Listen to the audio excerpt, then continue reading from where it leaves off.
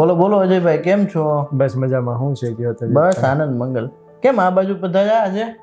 આ બાજુ તો એવું છે કે સાહેબ તમારે યારે 2-3 વાર ફોનમાં વાત થઈ હતી, પણ હવે એવું વિચારું છું કે કંઈક સ્ટાર્ટઅપ માટે, અને આવ્યો તો તમારા હાથમાં સ્ટાર્ટઅપની બુક જોઈ, તો તમે કંઈક એવું પ્લાનિંગ આપો ને કે ભાઈ ઓછા રોકાણમાં સ્ટાર્ટઅપમાં નેટવર્ક આપણી પાસે હોય, બરાબર છે, પણ ઓછા રોકાણમાં સ્ટાર્ટઅપમાં આપણે કયો બિઝનેસ વ્યવસ્થિત રીતે સેટ કરી શકીએ.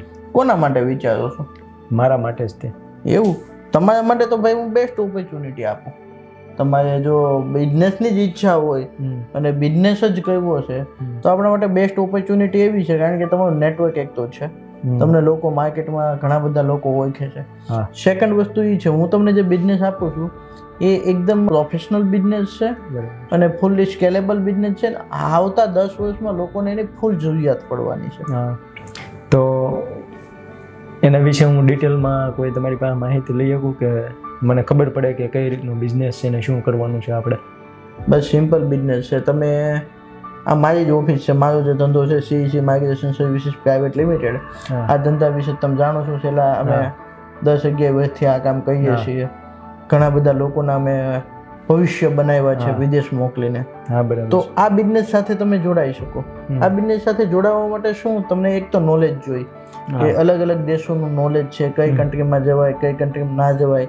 જવા માટે વિદ્યાર્થી હોય તો એની લાયકાત શું જોઈએ, જે વિદ્યાર્થી નથી જેને કામ કરવા માટે જવું છે તો એની લાયકાત શું જોઈએ, કેટલો ખર્ચો થાય, આ બધી જ વસ્તુનું નોલેજ મેળવીને તમે કોઈ પણ જગ્યાએ ઓફિસ કરી શકો છો. અમે એક નવા ઉદ્યોગકારો અને આજની જરૂરિયાતને ધ્યાનમાં લઈને નવા લોકોને કે નવા સાહસિકોને કોઈ એવો ધંધો મળે જે સિક્યોર ધંધો હોય એના માટેનું એક પ્લેટફોર્મ તૈયાર કર્યું છે. એ પ્લેટફોર્મ એવું છે કે જ્યાં તમે આવો, તમને 2 થી 3 દિવસની ટોટલી ટ્રેનિંગ આપવામાં આવશે. ટ્રેનિંગના કન્ટેન્ટ શું હોય છે? ટ્રેનિંગનું કન્ટેન્ટ એ છે કે વિદેશમાં કોઈને જવું છે તો કયા કયા રસ્તેથી જઈ શકે, સ્ટુડન્ટ છે તો શું શું, વર્ક પરમિટ વાળા છે તો શું, કોઈને PI લઈને જવું છે કે ઇમિગ્રેશન કરીને કે બિઝનેસ સેટઅપ કરવા માટે જવું છે તો શું, એની શું શું પ્રોસિજર હોય, આ દરેક વસ્તુ અમે તમને શીખવી દઈશું. બીજી વસ્તુ એ કે દેશ અને દુનિયાની જેટલી અલગ અલગ યુનિવર્સિટી છે એની સાથેના કોલોબરેશન હોય છે, એ અમે તમને કરાવી દઈશું, જેથી કરીને તમારે ત્યાં કોઈ સ્ટુડન્ટની ઇન્ક્વાયરી આવે તો તમે એને એડમિશન લઈને મોકલી શકો. ઘણી વસ્તુ અજયભાઈ તમે જોઈ હશે માર્કેટની અંદર કે ઘણા લોકો એવા છે કે અભ્યાસ નથી, 10 પાસ છે. બને છે એવું, અને કોઈ જાતનું લેંગ્વેજનું IELTS કે PTE આપી શકે એમ નથી. તો એ લોકો માટેનું શું એમ, તો એ લોકો માટેનું અમે એમને વિદેશ મોકલીએ છીએ વર્ક પરમિટ કરીને. તો એક આ બિઝનેસ એવો છે જેની અંદર તમે સારામાં સારું અર્નિંગ કરી શકો હાલની તારીખની અંદર. કરવા માટેની તમારી લાયકાત શું, એક તો તમે 10 કે 12 પાસ હોવા જોઈએ મિનિમમ, પ્લસ તમારું એક સારું નેટવર્ક હોવું જોઈએ, તમને અંગ્રેજીની અંદર વાંચતા લખતા આવડવું જોઈએ થોડું ઘણું, અને તમારા સિટી કે તમારા શહેરની અંદર એક નાની ઓફિસ કરીને જ્યાં તમે આરામથી 2-3 લોકોનું કાઉન્સેલિંગ કરી શકો, એને સમજાવી શકો એટલી સ્પેસ હોય, અને 1-2 જણા વેઇટિંગમાં બેસી શકે એટલી સ્પેસ હોય. ઇન શોર્ટ તમે કોઈ નાની દુકાનની અંદરથી તમારું નાનું સ્ટાર્ટઅપ કરવું હોય તો કરી શકો. એટલે કોઈ એવો હેવી ખર્ચો નથી કે આના માટે 25-50 લાખની ઓફિસ બનાવવાની જરૂર. તમે કોઈ 10-15 હજાર ભાડાવાળી ઓફિસ રાખો તોય તમે કરી શકો. સેકન્ડ કે અમે જે આપીએ છીએ, અમે તમને ખાલી ટ્રેનિંગ અને કન્સલ્ટન્સી નહીં આપીએ, અમે સાથે સાથે અમારું બ્રાન્ડ નેમ આપીશું, અને તમે અમારા બ્રાન્ડ નેમથી તમે ત્યાં ચાલુ કરી શકો. પ્લસ અમારા અનુભવો અમે તમને આપીએ છીએ, અને અમે એક બહુ નાનકડી એમાઉન્ટ ચાર્જ કરીએ છીએ એના માટે, 50,000 રૂપીસ કે 50,000ની અંદર તમે તમારી ઓફિસ ચાલુ કરી શકો. એની અંદર અમારું બ્રાન્ડ નેમ બી આવી ગયું, અને એની અંદર GST પણ ઇન્ક્લુડ છે. એટલે તમે જે 50,000 ભરશો એનું GST પણ એની અંદર ઇન્ક્લુડ છે.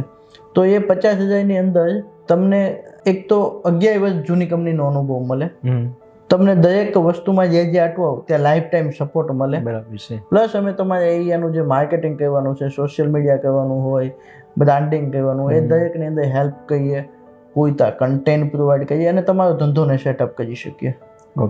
હવે એક પ્રશ્ન એવો હતો કે મને આ બિઝનેસનું નોલેજ એવું છે કે ભાઈ આનો ક્રેઝ આ છે, અત્યારમાં જરૂરિયાત છે, ફ્યુચર આ છે, બધું છે, પણ હવે આપણા માટે તો આ પ્લેટફોર્મ નવું છે, તો અમારા માટે તમે એવી કોઈ ટીમ પ્રોવાઈડ કરી શકો કે જે અમને પાછળ લાઈફ ટાઈમ માટે સપોર્ટ આપીએ કે? 100%. તમે બહુ સરસ મજાનો પ્રશ્ન પૂછ્યો કે કોઈ ટીમ પ્રોવાઈડ કરી શકે. એક તો અમે જે ટ્રેનિંગ છે ને ટ્રેનિંગ જ એવી જ છે કે જેની અંદર એક વખત તમે ટ્રેનિંગ લીધા પછી તમારે લગભગ કોઈ ટીમ સપોર્ટની જરૂર નહીં પડે. બરાબર છે. અને અમે તમને એક ડેડિકેટેડ એક્ઝિક્યુટિવ આપશું PR કે તમે ગમે ત્યાં એને કોલ કરી શકો, કોઈ પણ માહિતી મેળવી શકો અને તમને જે કંઈ મૂંઝવણતા પ્રશ્ન હોય એનું સમાધાન લાવી શકો. બરાબર છે. પ્લસ અમારી એક SOP છે. SOP એવી છે કે તમારે ત્યાં કોઈ સ્ટુડન્ટ આવે છે તો એને ઇન્ક્વાયરીથી ચાલુ કરીને એના જ્યાં સુધી વિઝા ગ્રાન્ટેડ થાય ત્યાં સુધીની તમામ જેટલી પ્રોસેસ આવે એ દરેક પ્રોસેસ એક સિસ્ટમથી ચાલે છે અને એ સિસ્ટમ અમે તમને આખે આખી આપશું. બરાબર. એટલે જેના કારણે તમારે આગળ જઈને કોઈ પ્રોબ્લેમ આવે નહીં. ઓકે. તો હવે મારે સ્ટાર્ટ કરવું હોય તો હું કઈ રીતે કરી શકું? સિમ્પલ વસ્તુ છે. તમે રજિસ્ટ્રેશન કે એવું કોઈ આવે છે કે મારે કરવા માટે તમને ડોક્યુમેન્ટ શું દેવા પડે, આ છે તે છે? બહુ સિમ્પલ વસ્તુ છે. તમારે શરૂ કરવા માટે કોઈ એવી હાર્ડ અમારી પ્રોસેસ નથી. તમે તમારું આધાર કાર્ડ, પાન કાર્ડ આપો અમને અને અમારી એક ફીસ છે 50,000 રૂપીઝ ઇન્ક્લુડિંગ GST. એ તમે અમને ટ્રાન્સફર કરો એટલે વિધિન 10 to 15 ડેઝની અંદર તમારી ટ્રેનિંગ ગોઠવાઈ જશે. ટ્રેનિંગ પૂરી થાય એટલે તમે તમારે ત્યાં ઓફિસનું આયોજન કરી શકો. તમારા તાલુકા અને જિલ્લા લેવલે, આપણે તાલુકા લેવલે સેન્ટર ઓપન કરીએ છીએ અને જિલ્લા લેવલે ફ્રેન્ચાઇઝી ઓપન કરીએ છીએ. ઓકે. અમારું સ્ટ્રક્ચર એવું છે કે કોઈ પણ ફાઇલ કોઈ સેન્ટરમાં જશે તો એ ડાયરેક્ટ જિલ્લામાં જશે ડિસ્ટ્રીબ્યુટર પાસે, ડિસ્ટ્રીબ્યુટર અમને ટ્રાન્સફર કરશે. એક ડિસ્ટ્રીબ્યુટર એક જિલ્લા લેવલે એક જ ડિસ્ટ્રીબ્યુટર હશે. એની નીચે બધા તાલુકા લેવલે અલગ અલગ સેન્ટરો હશે. તો હું આખા ડિસ્ટ્રિક્ટ લેવલની વિચારું તો એમાં કઈ રીતનું છે? આખા ડિસ્ટ્રિક્ટ લેવલની હોય તો એની રિસ્પોન્સિબિલિટીમાં તમારે એ આવશે કે તમારા તાલુકાની અંદર તમારે સેન્ટર ઓપન કરવાના. બસ. તો એની ધારો કે તમે આનું કીધું કે 50,000 રૂપિયા છે, બરાબર? તો ડિસ્ટ્રિક્ટ લેવલે કાંઈ તમે ફી? આ ડિસ્ટ્રિક્ટ લેવલની જે ફી છે એ બધી અલગ અલગ છે. એ ડિસ્ટ્રિક્ટની અંદર કેટલી પોપ્યુલેશન છે, ત્યાંનો સાક્ષરતા રેટ શું છે, ત્યાં લોકોને જવાનું પોટેન્શિયલ કેટલું છે, આ બધી જ વસ્તુથી તમે ડિસ્ટ્રિક્ટ લેવલે આખે આખું કન્સિડર થાય અને એનું એક આખે આખું ફીડનું સ્ટ્રક્ચર નક્કી કરેલું છે અમે. અને એ ફીડના સ્ટ્રક્ચર પ્રમાણે તેને ફી તમારે પે આઉટ કરવાની હોય છે. પછી મેં ડિસ્ટ્રિક્ટ અથવા સેન્ટરની ફી રજિસ્ટ્રેશન કરી નાખ્યું, ફી આપી દીધી અને આપણે સ્ટાર્ટઅપ કરીએ. પછી ઓફિસ ખુલી ગયા પછીનું મટીરિયલ કે જેવું કે કંઈ જોતું હોય તો એ અમને કઈ રીતે મળે? અમારા તરફથી કંઈ હોય કે? જો ઓફિસ ખોલ્યા પછીનો જો મટીરિયલની વાત છે તો જે કંઈ ડિઝાઇનિંગનો પાર્ટ છે, તમે બોર્ડ બેનર બનાવવા, તમારા લીટી હોય છે ક્રિએટિવ હોય, બધી જ ડિઝાઇન અમે તમને પ્રોવાઈડ કરીશું. એના PDF કે JPG ફોર્મેટમાં તમારે જેમાં જોતું હોય એમાં. એના જે પ્રિન્ટ આઉટ કરવાનું રહેશે એ તમારે સેલ્ફ કરવાનું રહેશે.